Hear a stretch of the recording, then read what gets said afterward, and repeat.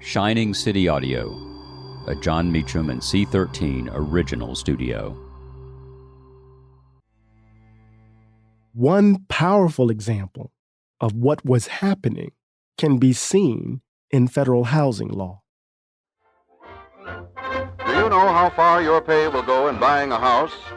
It may surprise you to learn that you can become a homeowner even on a small salary with a National Housing Act insured mortgage. Let's think about housing policy as early as the 1930s. Did Black folks have the right to live with dignity in the homes and neighborhoods of their choosing? Richard Rothstein, a distinguished fellow of the Economic Policy Institute and a senior fellow emeritus at the Thurgood Marshall Institute of the NAACP Legal Defense Fund, explains the complexities surrounding housing segregation. We have a national myth that tells us that the residential segregation is something we call de facto. Something just happened in fact, not in law. It is completely divorced from the reality of how residential segregation was created. Rothstein tells the powerful story of how federal, state, and local policy explicitly segregated metropolitan areas nationwide. Federal government was a major player in the creation of segregation. The Federal Housing Administration, which was created to provide amortized mortgages for working class, lower middle class families to enable them to purchase homes, did so from its inception on a segregated basis, frequently creating segregation where it hadn't previously existed. We were a manufacturing economy at the time. And so if you had a factory district that was located near a Deepwater Port or railroad terminal and employed both Black and white workers, they all were living in broadly the same neighborhoods. The Federal Housing Administration embarked on a program and intensified enormously after World War II, when the Veterans Administration joined as well, to move the entire white working class and middle class population out of those urban areas where they were living into single family homes in all white suburbs. It was a racially explicit program. Federal Housing Administration's underwriting manual explicitly said that you could not recommend for a guarantee of a bank loan to a developer of a project that was going to include African Americans in it. So federal housing policies prohibited the sale or rental of homes in suburban developments to African Americans. If you force citizens into different neighborhoods based on race and then draw up maps for voting districts, knowing full well that people from certain groups tend to vote in one way or another, then gerrymandering becomes really easy. If you make it nearly impossible for African Americans to purchase homes and build generational wealth by systematically denying them access to loans and refusing to sell them homes in certain areas, you've just reverse engineered a racial wealth gap. White families who were subsidized by the Federal Housing Administration gained over the next couple of generations wealth, equity, from the appreciation and the value of their homes. African Americans prohibited from participating in this wealth-generating program. White families used their wealth to maybe send their children to college, to take care of temporary emergencies, maybe temporary unemployment, maybe a medical emergency. They used to subsidize their retirements. And they used it to bequeath wealth to their children and grandchildren, who then had down payments for their own homes. Housing segregation and predatory lending practices fueled the racial wealth gap. White families could purchase homes that appreciated, contributing to their family's assets and net worth. Conversely, Black people in metropolitan areas across the country were concentrated in high-poverty neighborhoods where subsidized housing was the norm. In other parts of town, African Americans entered exploitative contract for deed arrangements, which were functionally home rentals with the added expense of home improvements.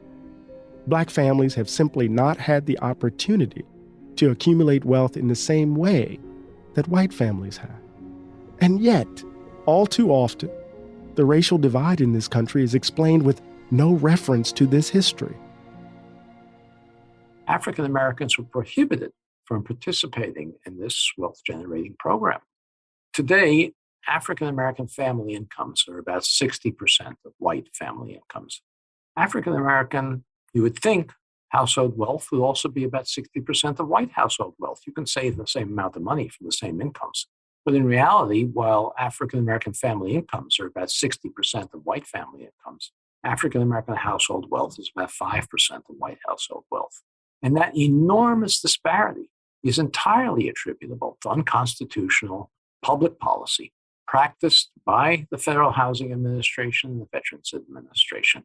And that's never been remedied. We have an obligation as Americans to remedy it. Under our Constitution, this was a massive civil rights violation. None of this is accidental.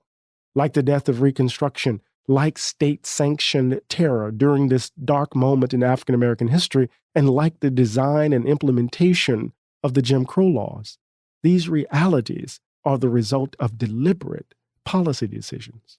How can we ever develop the common national identity that's necessary to preserve this democracy if so many African Americans and whites live so far from each other? We have no ability to understand each other's life experiences. An apartheid country with very little interaction between blacks and whites. The biggest antidote to racial discrimination is interaction. The connection between residential segregation and political polarization is very, very tight. The fact that African American children have lower average achievement than white children is attributable in most part to the fact that black children come to school with serious social and economic disadvantages that impede their ability to learn. We have the achievement gap because African American children come to school with higher levels of lead poisoning, with more asthma that keeps them up at night, coming to school drowsy, with more homelessness so that they don't have a quiet place to study, with more toxic stress from being exposed to violence. This is why we have an achievement gap, because the wealth gap locks African Americans into neighborhoods of concentrated disadvantage. These intentional policy decisions still have their impact on our society today. When you concentrate the most disadvantaged young men in single neighborhoods without access to jobs in the formal economy, without access to the transportation to get to those jobs, without opportunity to attend schools that aren't overwhelmed by social and economic problems, it's inevitable that the police are going to engage in confrontations with those young men and develop tactics of control, not of protection, that are necessary to keep a disaffected, segregated community under control. In my view, residential segregation underlies our most serious social problems and racial inequalities. The inequalities between black and white folks were being exacerbated by formal, intentional practices put into place by the government. Consider, for example, the Black Codes. The Black Codes revealed an enduring white preoccupation with social equality and, importantly, anxieties over black labor. The codes were designed to compel black folks to work. Black people were criminalized for not appearing to constantly toil. The codes stipulated when, where, and even how formerly enslaved people could work. They also detailed how much they could earn and provided loopholes for legally denying compensation. These state laws paved the way for contract labor, for chain gangs, for vagrancy laws, debt peonage, and sharecropping. They, in effect, made another form of slavery possible long after slavery's abolition. Then there's also this formal architecture of violence that happens through law, characterized by extralegal violence, assault, lynching, beatings, and the like. This is Imani Perry, the Hughes Rogers Professor of African American Studies at Princeton University. She's the author of 6 award-winning books on the history of Black thought, art, and imagination. Most recently, she released her instant New York Times bestseller, South to America, A Journey Below the Mason-Dixon to Understand the Soul of a Nation. The Black Codes, which were initially introduced in states like Louisiana and Mississippi after the war, would lay the groundwork for the Jim Crow laws introduced in the decades after Reconstruction.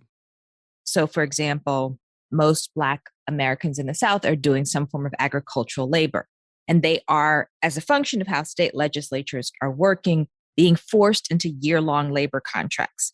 This meant that the conditions of working on these farms or plantations was that they were often subject to physical violence and humiliation. So that in many ways, they were actually forced to return to conditions that were not that far from slavery.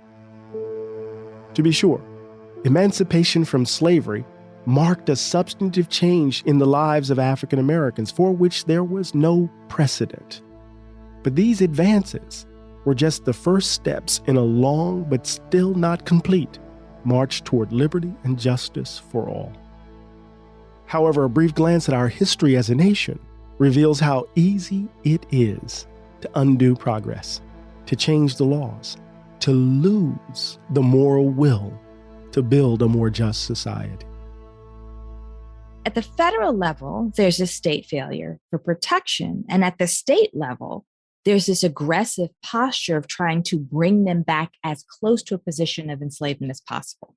But they are free. And I think this is really important because even as violent and diminishing and ugly establishment of Jim Crow was, the bits of freedom that Black people have become the impetus for the building of an entire social, political, civic world.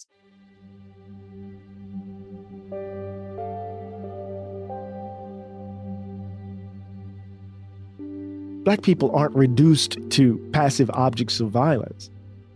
In the face of the state's failures and the terror of some white Americans, they continue to raise their children to dream big dreams. They build educational institutions and found other organizations to secure their freedom. In other words, Black people continue to fight for a more just America, even when the nation seems content with its ugliness. They are creating institutions that in some ways get them out from under this position of subjugation. They build this robust institutional and associational life. By latest figures, 23 banks are owned and operated by the race, averaging $1 million each in assets.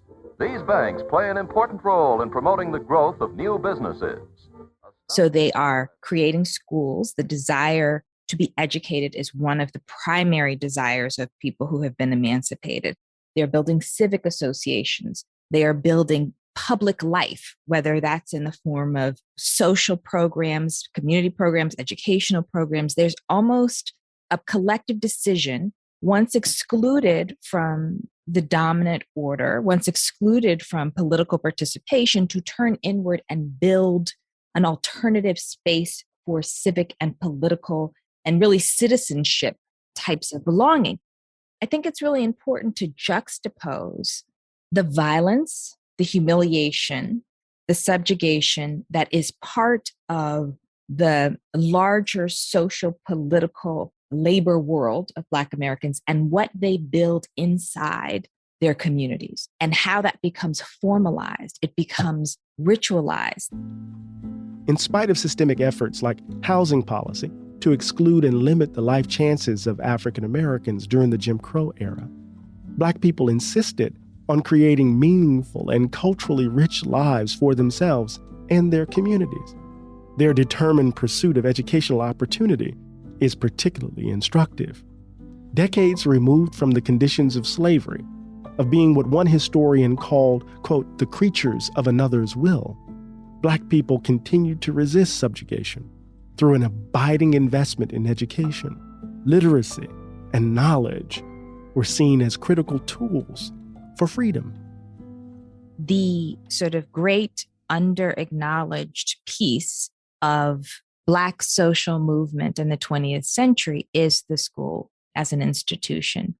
Professor Imani Perry is one of the principal investigators for the Black Teacher Archive, a project to preserve and explore the history of African American education. Reconstruction governments are what actually brought public education to the South. Unlike Northeastern cities, for example, and even to a certain extent in the Midwest, where public school systems had been established, the South did not have a public school system to speak of. There is a lesson for us all in how public schooling came about. Contrary to popular belief, the origin and development of universal schooling was not the result of white benevolence. One of the unexpected consequences of Jim Crow was the power of the segregated Black school, a place where Black children could imagine themselves in the most expansive of terms and embrace a sense of political responsibility that would help catalyze a massive social movement.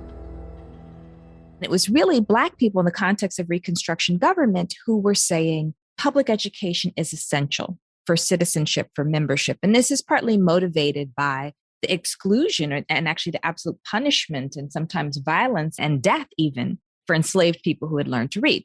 The investment in public education came through Black political participation. And then you get a public school system. And once Jim Crow is established, then Black people are excluded from public education, either by having schools that are funded in a relatively minimal way, or in many locations, only offering school for a relatively small number of years for Black students and so forth. So what happens is that you can see something really important in terms of the foundation of social movements of the 20th century in the school building agenda for Black people. In the context of the school itself, you find highly organized, ritualized practices. And the way that educators are sharing best practices is through state-level Black teachers' organizations. And those state-level Black teachers' organizations are gathering across a variety of types of schools and talking about what kinds of skills the Black children need to acquire. How do you provide supplementary education such that they are learning about their own history and culture? And they're doing this through state organizations that are also networked in a National Association of Teachers and College Schools. So I say all of that because as a precursor to the larger point about what happens at school, because Black teachers around the country are working together to cultivate a sense of what needs to happen in schools. Black teachers collaborated to define and create a curriculum that catered to the intellectual, emotional, and cultural needs of Black children growing up in Jim Crow America. In segregated classrooms and schools, different lessons were being taught. Black students were equipped to imagine themselves beyond the constraints and deadly assumptions of a society that despised them. Of course, the classroom's rituals varied as well. Consider, for example, the common practice in the 20th century of singing the national anthem. For many, the national anthem conjures the familiar verses and bridge of Francis Scott Key's Star-Spangled Banner. But in Black schools, African Americans sang an anthem of their own. The story of the song that came to be known as the Black National Anthem or the Negro National Anthem earlier is most potent when you look at what's happening in segregated schools. Lift Every Voice and Sing was written by James Weldon Johnson and composed by his brother, John Rosamond Johnson. The idea was to write the song, initially was supposed to be an homage to Abraham Lincoln's birthday. Lift every voice and sing. James Weldon Johnson was inspired differently as he was trying to write. And it became this song that was really in honor of Black life on these shores, as it were. And they wrote it. It was sung by 500 school children in Jacksonville. The song became known as the National Negro Hymn or the National Negro Anthem, just in sort of an organic way coming out of Black communities and organizations. And part of what's so remarkable is that this is a time when the United States does not have a formal national anthem. So you get Black people thinking about themselves, as Gwendolyn Brooks would later say it, an internal colony, as some folks would say it, or just as this people who did have a sense of belonging, even while being excluded from real exercise of citizenship, the citizenship that they were supposed to be guaranteed by the Reconstruction Amendments, but had been excluded from. And these kids are standing up daily and singing this song, not just about the long, protracted struggle for freedom, but also being taught a lesson of how important it is to stay convicted and dedicated to one's own community and the ongoing struggle for justice and freedom. This is important because the story of segregated schooling is absolutely a story of deprivation, but we often only get that side of the story. We don't get the side of the story that is about this deep commitment from all sectors of society, of Black society, to prepare young people for a future that has not yet been realized, a future of freedom. So one of the things that I think is such a marvelous example of this is that every single prominent Black intellectual you can think of from the first half of the 20th century was involved in Black teachers' organizations, all of them. I mean, it's remarkable. Black intellectuals understood the significance and importance of education for freedom dreams. Education had to play a central part in the fight. The students who belted out "Lift every voice and sing" in Southern schoolhouses during the first decades of the 20th century would become the adults at the forefront of the mid-20th century civil rights movement. They were socialized and taught in institutions that came into being in response to the federal government's failures and betrayal.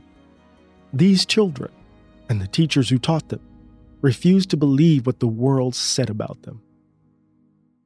There are two ways that I think the history of what happens in the context of Black education ought to help us re-narrate the history of the civil rights movement. One is that you have several generations of young people, the very young people who find their way into the movement, who have been socialized to think of themselves in a counter-hegemonic way, been socialized to think of themselves as deserving of full citizenship, and have been socialized to think that part of their responsibility is to actually be engaged in the work of freedom fighting. There's a tradition that is about a kind of dignity, self-regard, political responsibility that comes through the schools. And then there's also the school as a site of confrontation with Jim Crow, and that begins before World War II. Some talk about the afterlife of slavery as a way of noting the enduring impact of the peculiar institution on our country. Perhaps we need to talk about the afterlife of Jim Crow. To reduce this era to an extension of slavery, I think, misses something significant about the legal context of Jim Crow. And it also misses what this era unleashed, something about the significance of Black freedom, however constrained. To be sure, the legacies of Jim Crow continue to shape this country. In 2022, the United States feels more segregated than ever before. We remain walking mysteries to one another, and the conditions for retrenchment and betrayal are eerily similar to what we have witnessed at other points in U.S. history. It's not incidental that the effort to diminish voting rights coincides with an effort to shut off learning about the history of non-white people in this country. I mean, in some sense, those two concepts go together quite tidily. It's so deeply connected to what we're talking about with respect to the late 19th and early 20th century through the Jim Crow period, because part of what was being done, frequently outside of the view of school system establishments, was to provide a counter history, a reinterpretation, an argument that no, people of African descent weren't kind of ancillary partners to history, but actually had been involved in creating modernity. And this effort to, at this moment, control the accounting of the past has everything to do with excluding Black people from being understood as having a legitimate role in the nation state, right? Or having a stake that is fully recognized. There's also this sense that if we can look to the violence of the past and we can look to the violence of the present, and in both instances, we can see the argument was that the violence was legitimate because the participation of Black people in the nation state is understood as a threat. It is seen as a sort of as a mechanism for losing power. There's a look to the history to legitimize Jim Crow. So then we have to think, well, what's happening now? Again, there is a commitment to past periods of exclusion to legitimize a current desire to actually sustain an idea or to reinvigorate the idea that this is a white nation in which white people matter more. White people are fuller citizens. So it's all history. It is a repeated conflict over who counts as part of the society, who has full access to rights, who gets to participate. So we're there again. In so many ways, this moment of betrayal feels familiar. That we were on the cusp of change and forces throughout the nation in fear and panic shouted, "No!" History haunts. Reminds me of the words of James Baldwin. The horror is that America changes all the time without ever changing at all. There's a conservative crusade happening in today's classrooms involving the opposition to the so-called critical race theory, or CRT. You've probably heard politicians arguing and news segments debating about this topic. There is a growing backlash against the teaching of critical race theory in our nation's schools. Moderate voters also voicing... Florida's Republican Governor Ron DeSantis stands at the forefront. He introduced a bill to block CRT in classrooms. I think what you see now with the rise of this woke ideology is an attempt to really delegitimize our history and to delegitimize our institutions. No taxpayer dollars should be used to teach our kids to hate our country or to hate each other. With words like this, DeSantis is determined to stoke fears and to intensify the culture wars. And Florida has become ground zero for both. What are people like DeSantis so afraid of? It seems, at least to me, that some are afraid to confront our nation's ugly past and what that past might say about who we really are today. They want to put the past behind us and preserve our national innocence. Irony abounds because our innocence died a long time ago. We are witnessing yet another iteration of something called white backlash, a betrayal, once again, of the idea of a multiracial America. And folks like Florida State Senator Chevron Jones are pushing back. There is no claim here within the state of Florida that teachers are teaching children that white people are inherently racist or that white people should feel shame because of past injustices. Yes, we were not born then. Yes, you weren't a part of what happened then, but that does not preclude us from being able to sit and have the tough conversations of what happened. What we see happening in Florida is just one example of what's happening across the United States. 9 states, Idaho, Oklahoma, Tennessee, Texas, Iowa, New Hampshire, South Carolina, Arizona, and North Dakota. 9 states so far have all passed legislation banning critical race theory from the classroom. DeSantis' comments remind me of Ted Cruz's troubling invocation of the Compromise of 1877 we heard about in episode 1. He misuses history, wields it to block and bludgeon racial progress. Here we have a conservative politician invoking one of Martin Luther King Jr.'s most famous calls to action, only to stoke racial resentment and fears. Think about what MLK stood for. He said he didn't want people judged on the color of their skin, but on the content of their character. You listen to some of these people nowadays, they don't talk about that. DeSantis and his allies would have us believe that telling the true story of America's racial past would pose a threat to white students' sense of self. He would prefer that we lie to ourselves and to our children, that we remain stuck right where we are. What DeSantis and others are doing isn't new. They like to speak of Dr. King as a hero because in doing so, it makes it sound like we as a nation already accomplished everything he asked of us. For people like DeSantis, MLK has become a symbol to publicly claim a false sense of progress and success.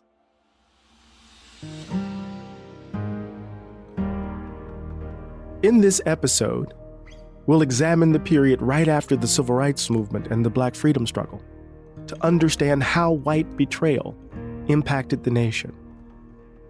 I'm Dr. Eddie S. Glaude Jr., and this is History is Us, Chapter 4, White Betrayal. What we have learned over the first few episodes of this podcast is that our story is a complicated story. American history, especially when it comes to race, isn't a linear tale. It isn't a straightforward march to a more perfect union.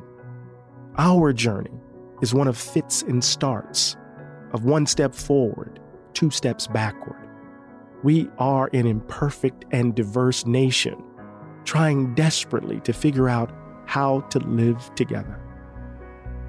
At every turn, when it seemed as if we were on the cusp of a new America, shorn of the insidious views of race, the ugliness of racism has reared its head and covered the land in darkness. We saw it with the killing of Reconstruction. Violence, law, and policy reinforced the belief and practice that white people mattered more than others in this country. We saw it with the rise of Jim Crow. And we saw Black people fighting back in each moment, demanding that the country live up to the promises of democracy, only to be met with resentment and anger and a national refusal to fundamentally change. Demands for freedom and full citizenship were met with a resounding no. And with that, the battle was engaged. There are too many people in this country who see every civil rights gain through the lens of it's a zero-sum game. Every gain, every advancement for African Americans has to be coming at the loss to white. As if as a white guy, I'm fine sharing a lot of things, and I'm struck by how much of a minority view that tends to be today. This is Kevin Cruz. He's a professor of history and director of the Center for Collaborative History at Princeton University. He's the author of several important books, most notably White Flight, Atlanta and the Making of Modern Conservatism. What we've got are real distortions going on here. Other people have pointed this out, but if your kid's getting taught critical race theory, congratulations on having a kid in law school. That's great. You should be really happy. Cruz, like many others, has a counter-argument to Governor Ron DeSantis.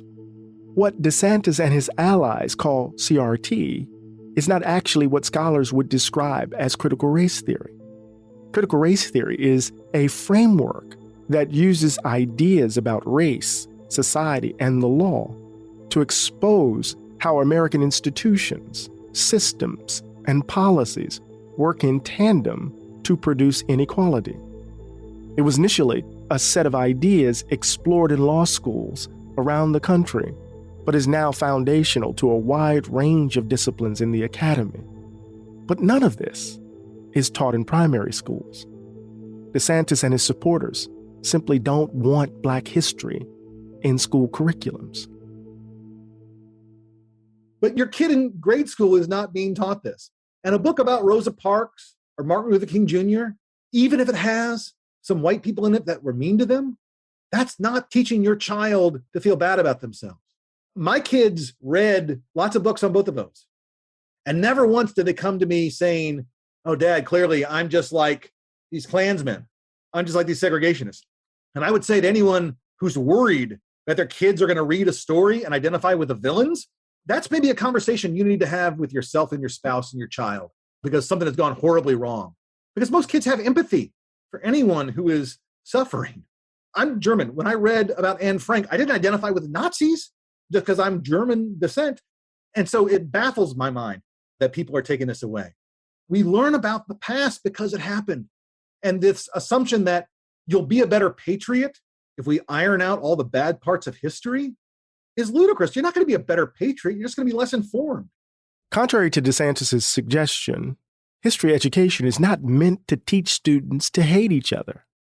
Instead, it should shine a brighter light on the historical roots of injustice in this country. History is the good and the bad. And if you just have the good part, it's not history, it's propaganda. And it's going to do you a disservice, and it's going to do your kids a disservice. Tell the truth. If we look carefully at our past, we see that white backlash has insidious historical roots. Resistance to the Black freedom struggle of the 1960s gave birth to a nagging resentment that has crept into our modern political system. As we move into the 60s and 70s and 80s and beyond, Southern society, like American society, becomes more segregated, not less segregated.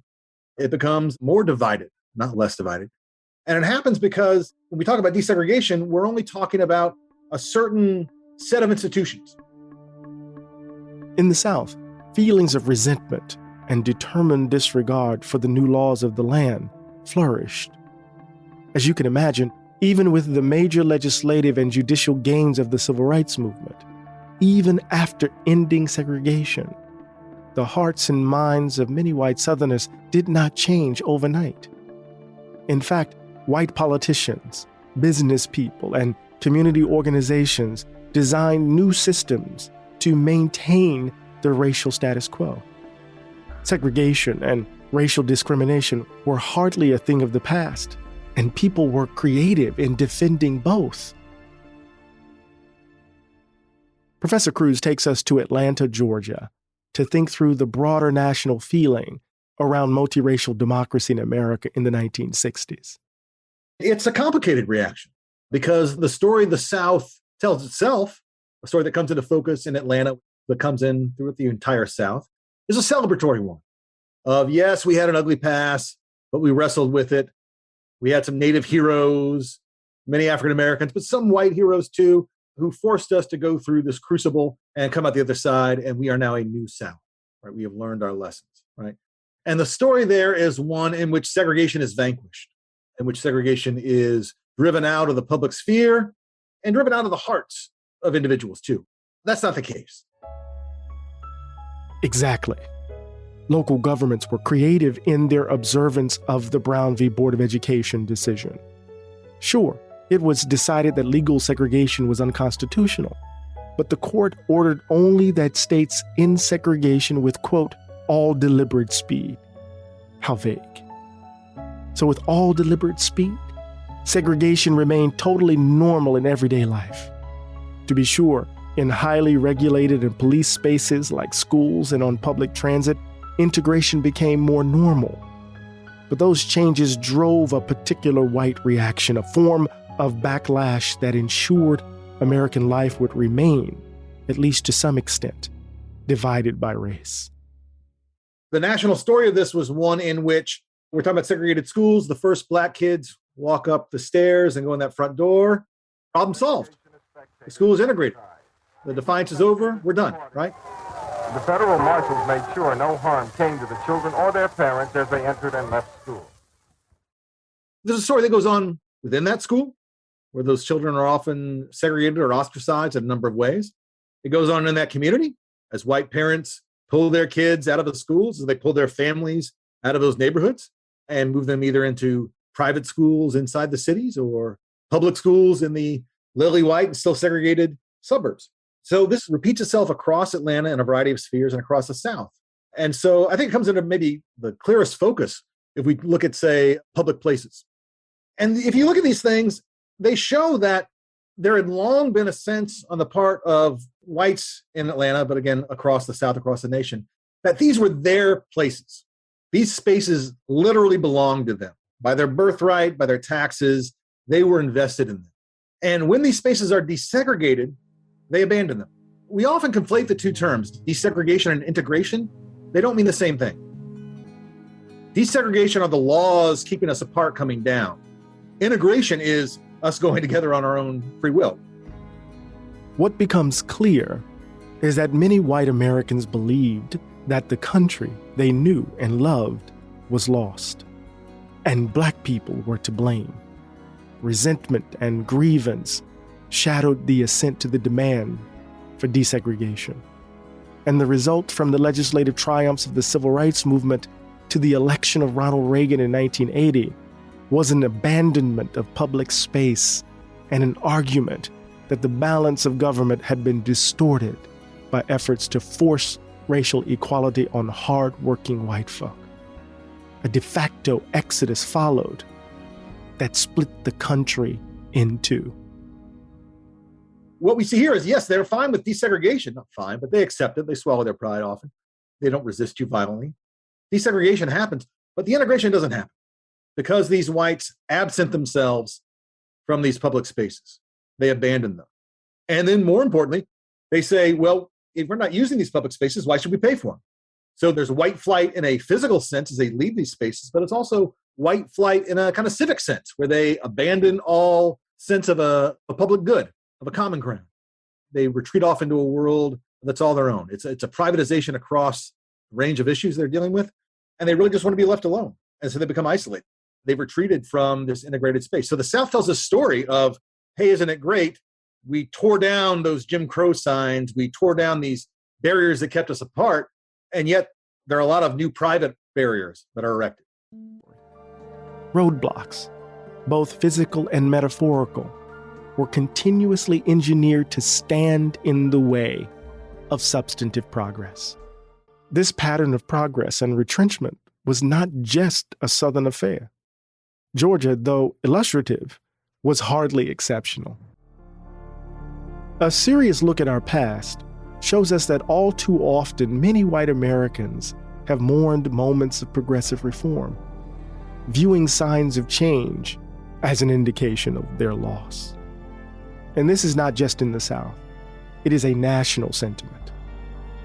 Think, for example, of that now emblematic scene of the first day of school in Boston, Massachusetts, after the June 1974 ruling that de facto school segregation discriminated against African American students.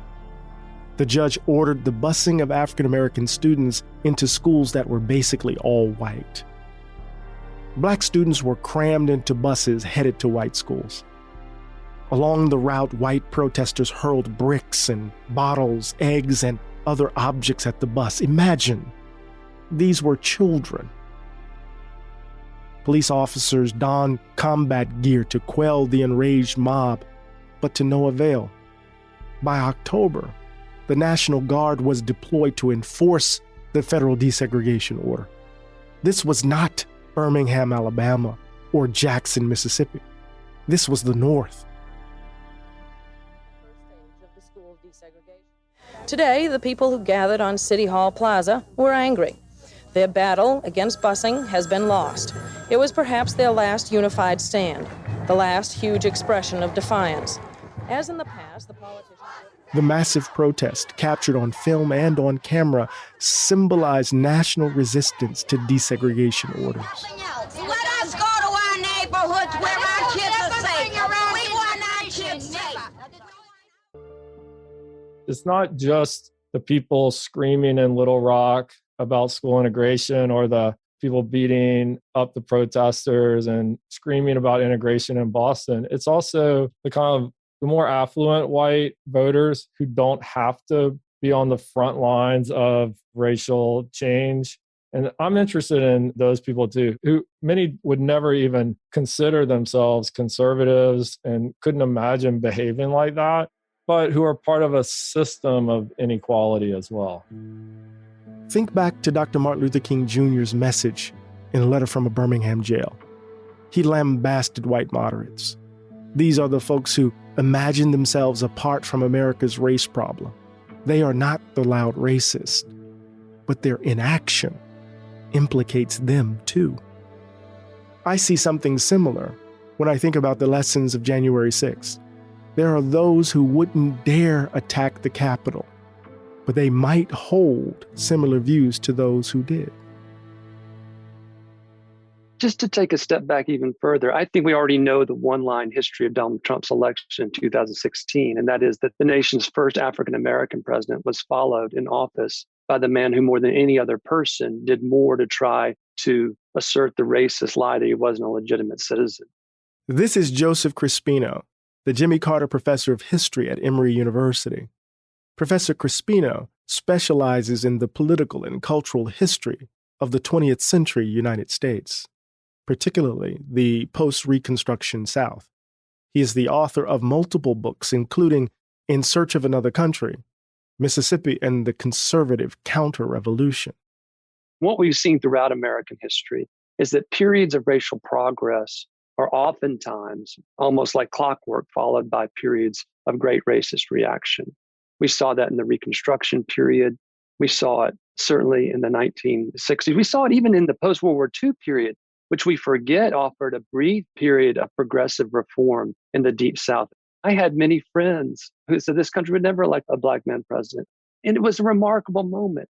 But it's not surprising. If we know our history, it's not surprising that that historic presidency and other advances that we've had in our civic life on issues of race would be followed by the kind of vicious, reactionary, racist politics that we're seeing today. As a native Southerner, Mississippi, I thought this was behind us.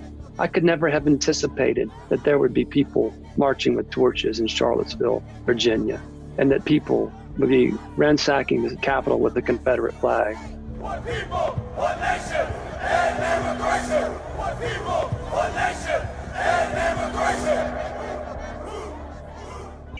You will not replace us! You will not replace us! You will not replace us! You will not replace us! You will not replace us! You will not replace us! You will not replace us! You will not replace us! You will not replace us! You will not replace us! You will not replace us! You will not replace us! You will not replace us! Russia is our friend! Russia is our friend! Russia is our friend! Russia is our friend! The South will rise again! The South will rise again! Russia is our friend! The South is our friend! The South will rise again! Russia is our friend! The South will rise again! Russia is our friend! The South will rise again! Russia is our friend! The South will rise again!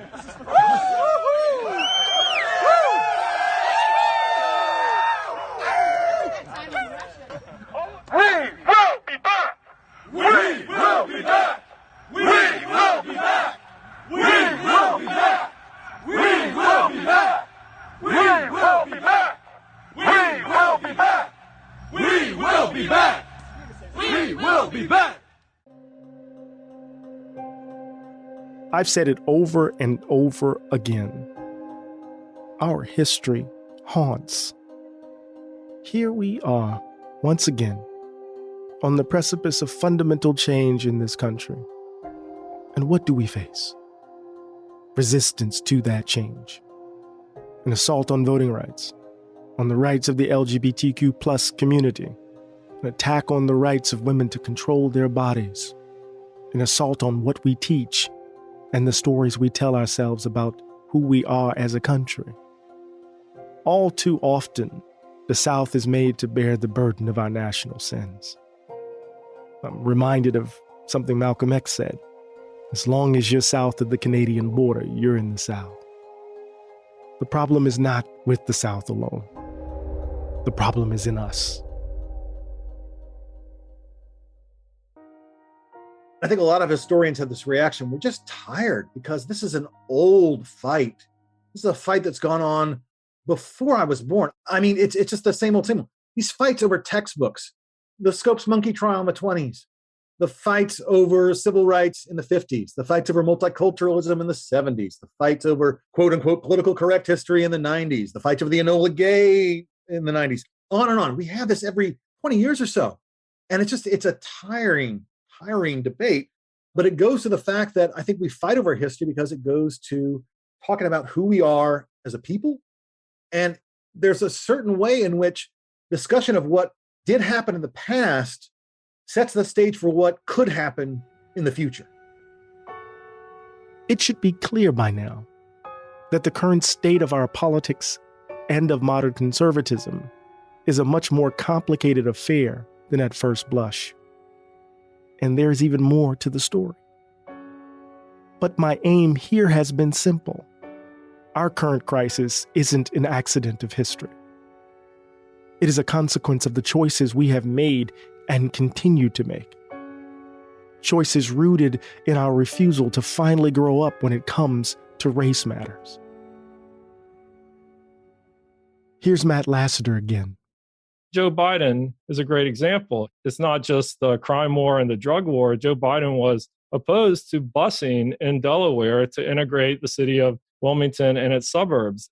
Do you agree today that you were wrong to oppose busing in America then? No, do you agree? I did not oppose busing in America. What I opposed is busing ordered by the Department of Education. That's what I opposed. Well, I there did was not a oppose. failure of once the busing issue came out of the South to states like Delaware, liberal Democrats or moderate Democrats like Joe Biden said, enough is enough. And so the argument I would make is that the basic patterns of racial inequality and class inequality that are embedded in the policies that have created our metropolitan region pretty much the same all over the country, and that hostility toward really breaking those down is not just a Republican thing or a conservative thing. It's more broad than that. I mean, think about this refusal to acknowledge the presence of the past in our current crisis allows the past to move us about. The myth of Southern exceptionalism sustains a myth of American exceptionalism. It allows the United States to be a racially innocent nation with a regional problem, as opposed to coming to terms with the fact that racism and white supremacy, racial power, racial capitalism shaped every part of our country throughout our history.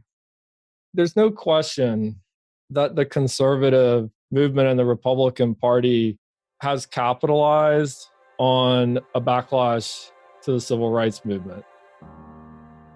We are losing our footing as the dark clouds gather above our heads. But as the storms grow stronger, soon we will not be able to see a vision of a truly multiracial America. You can't sit on the sidelines and bitch and moan and just go about your day and assume everything's going to be fine. You got to be involved. And it's not just voting every 4 years, which for some people is incredibly involved, or voting every 2 years. Hey, you're great. Voting in the local elections. You got to get involved in campaigns. It doesn't bend that way on its own. This isn't some kind of natural process that just happens. It requires people to get involved, to get engaged. If we look for a silver lining from the Trump years, my main one has always been, it reminded a lot of people that democracy is not a spectator sport.